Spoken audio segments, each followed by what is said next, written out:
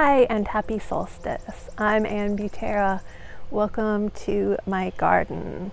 I'm working on a garden tour that I plan to share later this week that's gonna show all of what's going on in my garden this June. There's so much that's changed since my May garden tour, and I'm excited to share it with you.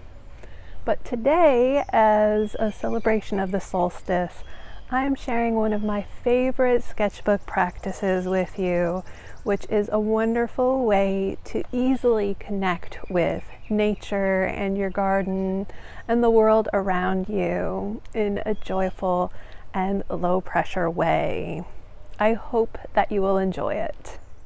I've got some supplies lined up on my painting table. I've also got a collection of some flowers I brought in. They're purples and blues.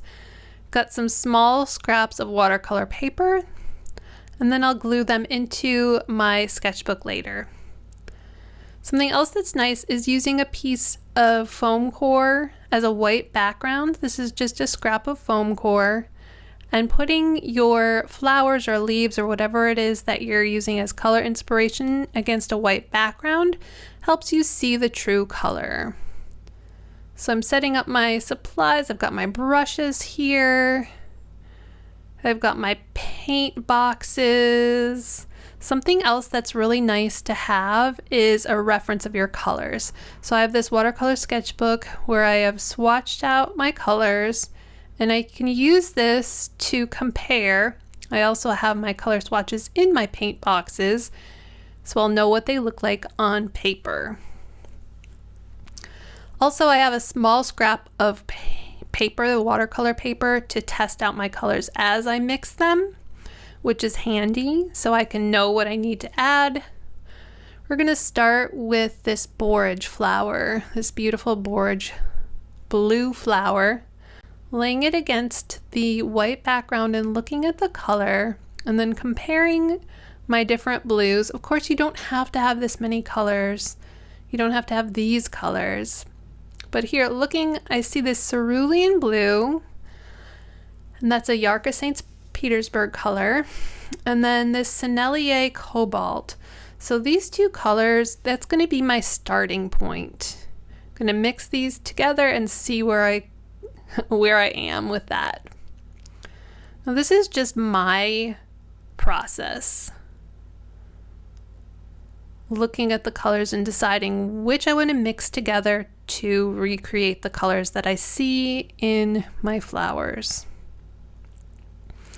So I wet my brush, I rub it against the pan of paint, and then I pull the color off on my palette. So started with the cerulean, now the cobalt, mixing them together, pulling the color off my brush with the edge of the palette, and then we'll test out the color. So there's my initial blue, looking at it on the paper, and then looking back at my flower, I can decide what I want to add next to my mix, because I don't think we're quite there yet. And borage flowers, especially this one, I see there's a little pink dot on one of the petals. And borage flowers, I've noticed they have a pinkness to them. And sometimes their flowers even turn from blue to pink before they fall off the plant. So seeing that pink dot, the pink undertone in the blue, I think I need to add some pink to my mix.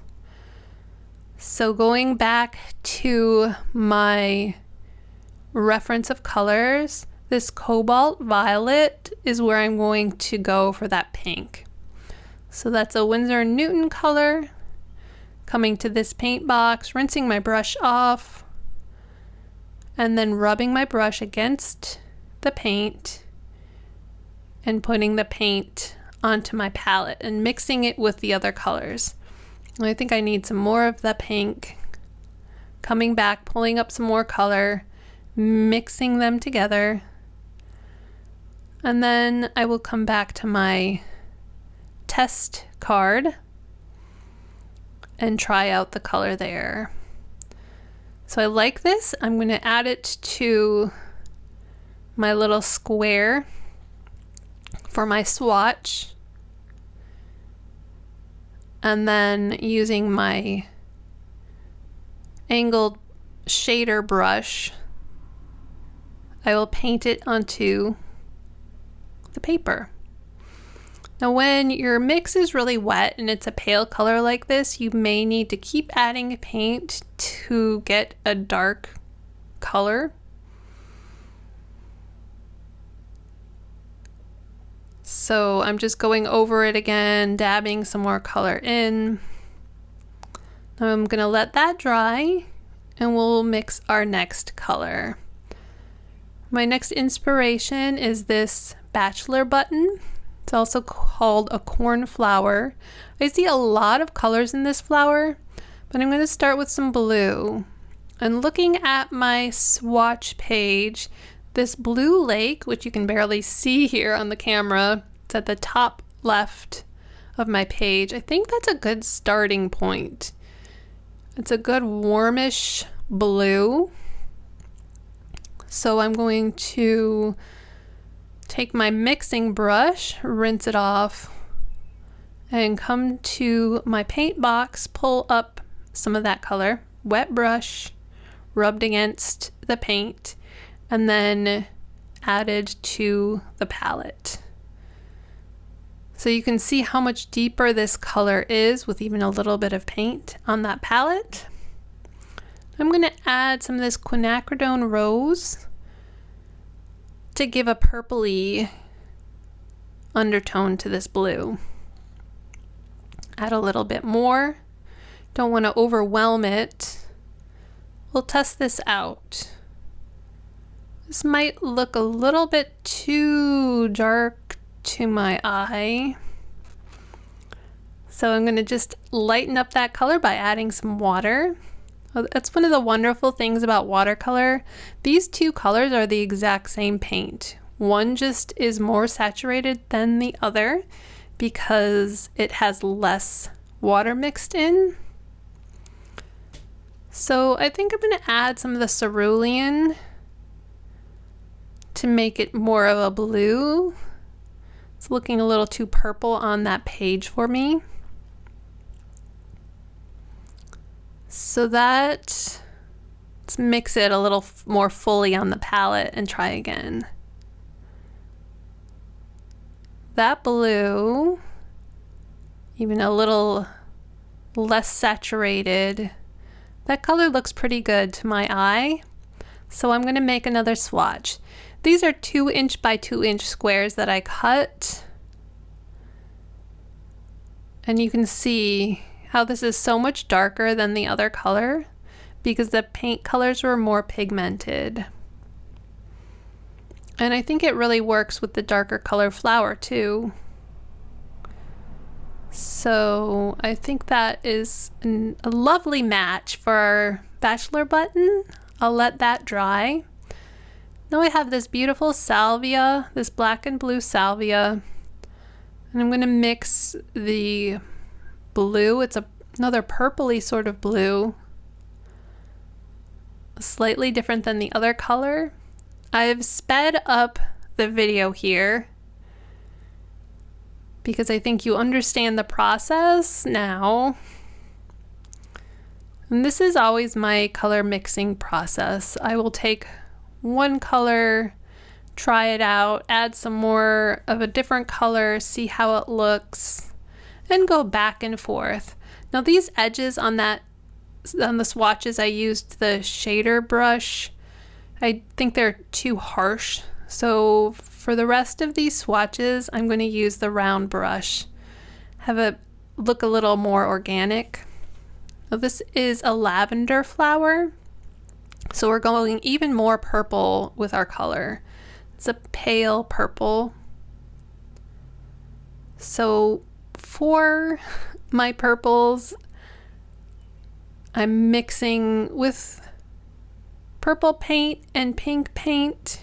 If you don't have purples and pinks in your palette, then use blues and reds. Carmine is a wonderful color to mix It's kind of a pinky red. If you're going to be creating your own color palette of different paints, I would say make sure to have at least one pink in there because it helps for mixing. Now this is a beautiful sweet pea, a really rich reddish purple color. So again, I'm starting with some pinks, mixing some purples in there. Quinacridone rose, rose, cobalt violet, those are some of the colors that I really like to use. Opera rose is another lovely color. It's hard to get a true pink just mixing from reds. So that's a lovely, lovely rich color for this sweet pea swatch. My last flower here is a petunia, a purple petunia. It's kind of a warm purple, but not as rich and pink as the sweet pea. I'm going to start with that same color mix and then add some purple, this violet. Now comparing that, I think we need a little more warmth. So I added some rose. And now I think it needs a little more purple to it, a little bluer color. I think that looks great. So I'll paint my swatch, adding lots of saturated paint to there for my petunia. Dabbing the color in. Now I'll let that dry. Another thing I'm going to do, using this Beatrix Potter book, I'm pressing my flowers. I'm going to glue them or tape them into my sketchbook with my swatches. So I just take the flowers, flatten them, and close them in the book. It can be hard with the really three-dimensional flowers, but I'll close this up, put some other books on top, and let them dry. Once I finished pressing the flowers, I added them to my sketchbook pages. I glued down the color swatches and I taped the flowers. You can see their color has changed quite a bit, but it makes a really fun spread. And to protect the fragile flowers, I've taped down some tracing paper so that can cover the flowers and keep the pages safe. Thanks so much for watching. I hope that you will work in your sketchbook and create some beautiful color swatches. I'd love to hear about it. This demonstration was part of my larger class on summer sketchbooks. It was one of my very favorite classes to put together, and I've heard wonderful things from students about it. If you're interested, I have a link below and you can learn more about it. And if you're not a member of Skillshare, you can try it for free. Thanks again for watching, and I'll see you later this week with a tour of my garden.